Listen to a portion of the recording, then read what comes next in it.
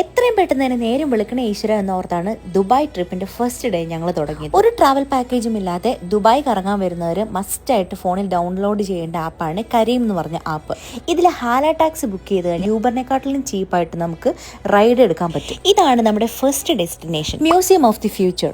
ഇനി നമുക്ക് കുറച്ചുകൂടെ ബഡ്ജറ്റ് ഫ്രണ്ട്ലി ആക്കണമെങ്കിൽ ടാക്സി എടുക്കാതെ തന്നെ ഏതെങ്കിലും ഒരു മെട്രോ സ്റ്റേഷനിൽ നിന്ന് എമിറേറ്റ്സ് ടവേഴ്സ് മെട്രോ സ്റ്റേഷനിലേക്ക് ടിക്കറ്റ് എടുത്തു കഴിഞ്ഞാൽ മ്യൂസിയം ഓഫ് ദി ഫ്യൂച്ചറിന്റെ സെക്കൻഡ് ഫ്ലോറിലേക്ക് ഡയറക്റ്റ് ആയിട്ട് എൻട്രി ചെയ്യാൻ പറ്റും.